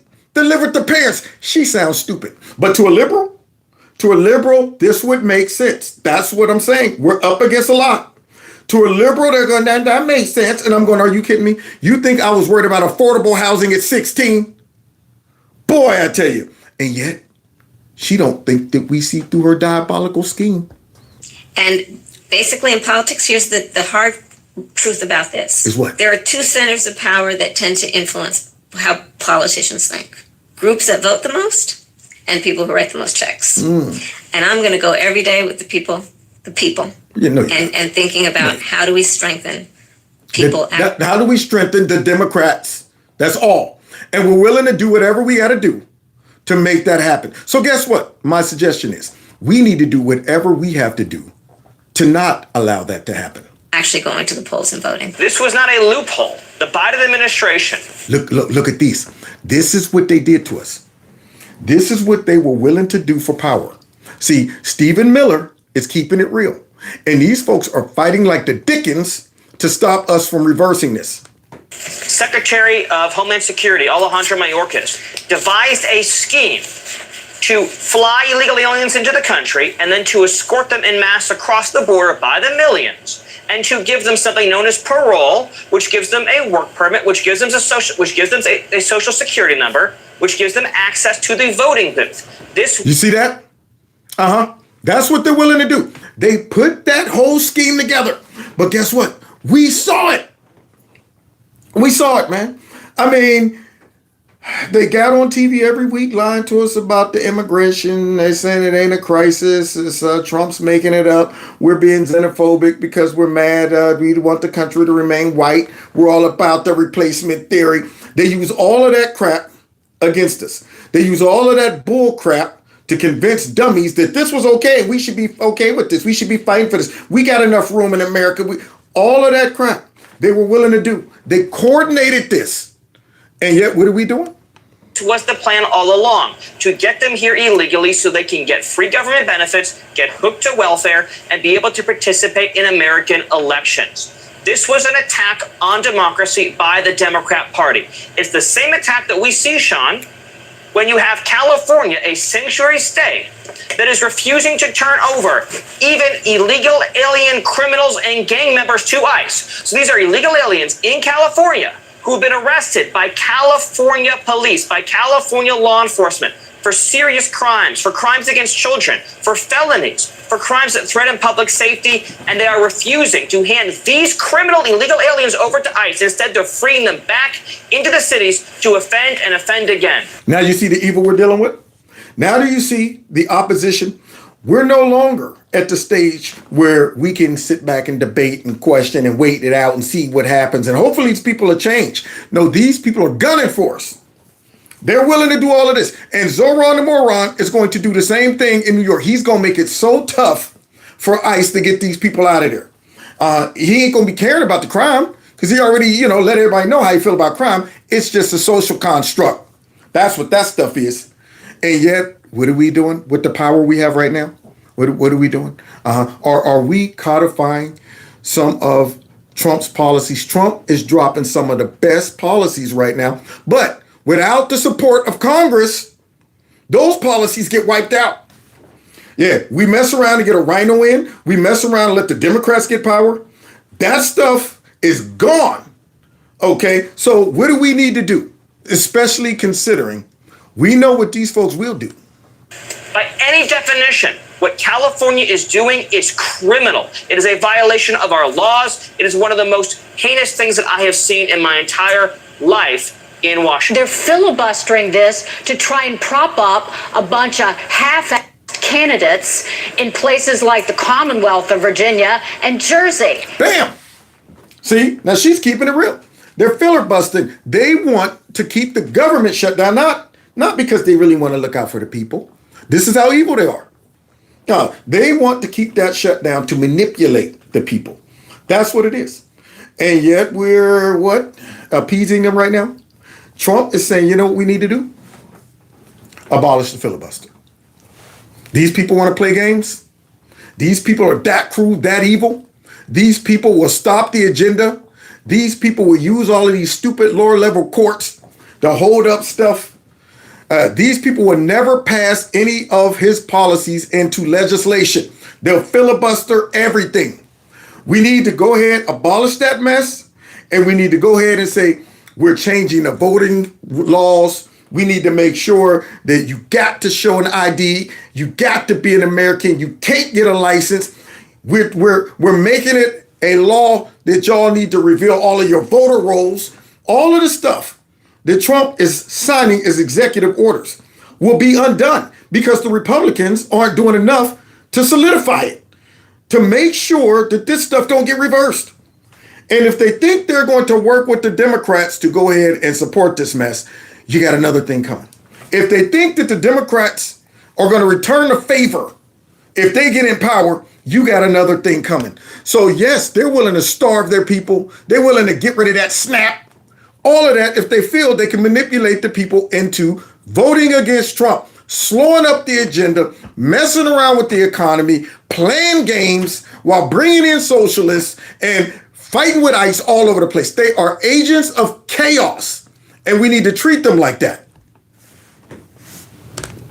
It's a filibuster. That's brilliant on his part to call it, to start talking about it the way, what it is. You are absolutely right. What's going on in the United States Senate now is that it is better for the Democrats just to obstruct and actually work on real common sense solution. Donald Trump came into office. He secured our border. We have 0 illegal border crossings. But let me inform the American people. Those are executive orders from President Trump. In order for his policy on the southern border to become law, you got to get it through the Senate, which means means you have to clear the filibuster. The Senate Democrats are not going to allow his border policies to become law because they opposed it. They supported Joe Biden and his radical border policies. That's reason number one. Reason number two, I just mentioned visas. HB1s are a scam. It needs to end. If you're going to reform visas, you got to be able to get rid of the filibuster to do it the right way for the American people. Now, I know some might be out there going, but wait a minute. We want to go ahead and stick with decorum. We don't want to get too, the radical when it comes down to that. Because what happens if they get in power? Well, we already know what's going to happen if they get in power. They're letting us know what they're going to do if they get in power. This isn't the time for us to be talking about, well, what ifs? And that maybe we should go ahead. And I'm saying we're fighting against an enemy right now who wants us wiped out. An enemy that has proven and shown what they're willing to do for power. We've seen them. They've revealed themselves.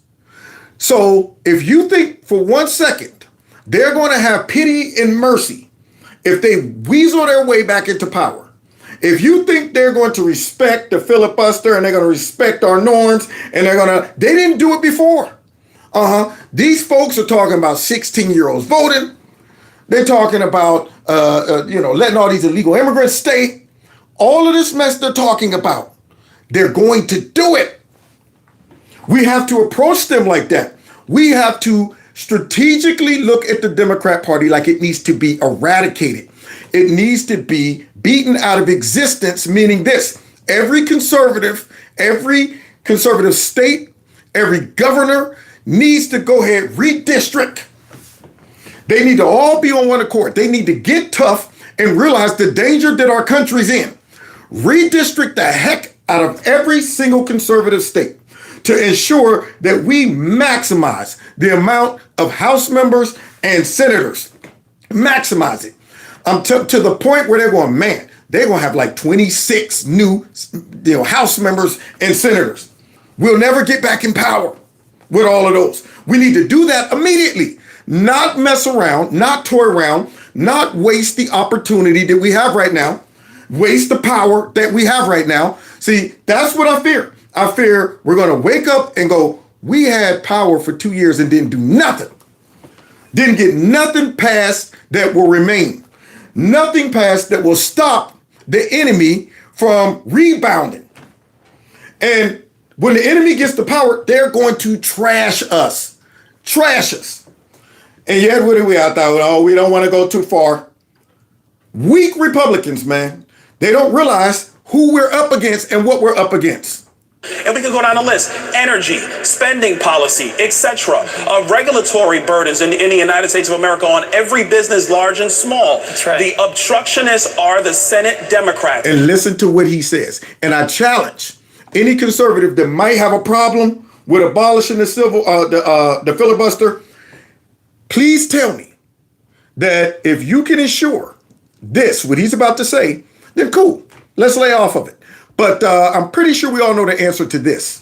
Because they follow Bernie Sanders, they follow Elizabeth Warren, they follow AOC, and the crazy, radical, Marxist left. Let me clear this up for everybody. And I know people are concerned about the filibuster. Here's the facts. If the Democrats have the trifecta, they're going to use it. They're going to get rid of the filibuster. They're going to pack the courts. They're going to make D.C. a state. And they're going to change every election law in this country so they hard code America into universal Democrat control for as far as the eye can see. The Democrats have said this. They're on the record. That's their plan. That's their position. Right. And so I take them at their word, Okay. which is why we need to push common sense policy. It's time for the filibuster to go. Bam! There you go. It's that simple. Nobody can tell me that if they really understood what we're up against, if they really been following the evil that's coming out of that party right now and what they're trying to do, if you really believe that these people won't do that immediately if they get power, you're very naive. You're very naive. You'll be the person that's going, why didn't we stop them when we had the power? All of these rhinos that's out there trying to, we need to reconsider that, we don't want to go too far. They're willing to go too far. That's why they win. They're willing to do what we're not willing to do. They're willing to go, all aboard and beyond, and the crazy part is to them, They're doing it just for power and would love to wipe us out for power. We're doing it, we should be doing it to stop them from wiping us out, stop them from destroying the country. They're not willing to play fair. They don't want to live in peace with us. We should learn that from how they treated Trump, how they demonized us, how they weaponized the government, how they responded to Charlie Kirk. All of these are signs. They're right in front of our faces that these people has it out for us and they're willing to do what we're not willing to do to get that power, get that control, and get back in office.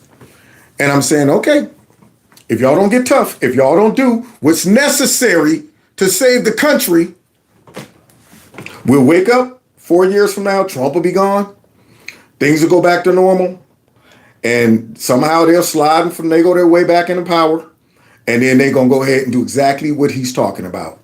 And then we'll be in a world of hurt. We'll be forced to make drastic decisions to try to save the country at that point, when all we got to do right now is just make hard choices that might not be popular at first, but will save the country from itself. Save the country from all of the dumb voters right now that don't realize what they're flirting with. It's to the point where we can't be worried about them. We can't be worried about the backlash and the back. You know what, these people are, I can't believe this right here is breaking all the norms. But they won't say nothing if the Democrats get back in power and they do that. They won't say they're breaking the norms. That's right here, just unprecedented. They will celebrate that mess, call them heroes, say that they're Trump-proofing the country to make sure Trump, somebody like him, never gets back in power. They'll do that. And if we don't think they will, we're stupid. I'm going on record right now. I'm like, man, if they don't do this, if they do not maximize their power and take advantage of us having this situation, we're done. All the Trump stuff will be reversed, and we'll go back to the old ways. While rhinos talk about how we kept our decorum and we made sure that we held on to our values and all of that stuff, while these people have none. They have none. And until we realize that, we're always going to be the victims. So God bless y'all. God bless America. Man, I hope some rhinos out there hear this, but they're only going to hear it if we timed out. I said, I hope some rhinos out there hear this, but they're only going to hear it if we as the voters start letting them know, hey man, what are y'all doing? Y'all need to pull it together. No time to be nice. Get that mess abolished. Get the government back open. Get Trump's policies passed into law, and make sure we block them from cheating and manipulating the system like they've been doing. I hate to keep it real like that, but God bless y'all. I'm tired now after all of that. Took everything out of me. The virtue came out of me because we are in a serious situation and we need to take it seriously. So God bless y'all. God bless America. Thanks for kicking it with me today. Don't forget, y'all, if you want to support the channel and help me get another laptop, unfortunately, can't believe my laptop is gone, man. It's killing me. You get hooked, you get addicted to it. I got everything set up perfectly on it. Now it looks like it's going to be done. So if you want to support the channel, I got expenses now. Big one. That's a big one. You can do that through my Cash App, my PayPal link. I want to thank Mary. She sent me something in the mail. So thank you so much. So much. Now all we need is about 50 more Marys to do that. And I'll have my laptop, y'all. We'll be celebrating. I'll be back in business. But thanks for all the support, y'all. No matter what it is, your time, the likes. Oh, and guess what, y'all? Yeah. Oh, yeah. Look at this. Yeah. He's like, ain't I handsome? Uh-huh. Gizmo's back on the scene with a gangster. But he ain't by himself. Oh, yeah. Look who's back on the scene. Yeah. She got her little pink collar and everything with her bob haircut.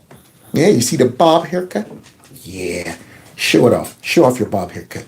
Nala is rocking the bob haircut. So there you go. Finally got their butts groomed. And yeah. So subscribe to my alternative channel. And because I don't have my normal laptop, I don't have my closeout theme music. So yeah, that's right. Who's scared? Not me and all that stuff. Anyway, so we'll be back most likely tomorrow because I got more stuff to talk about since I missed some days. So keep your ear to the street. Make sure you turn on your notifications, and we will see you guys tomorrow. God bless. Take care.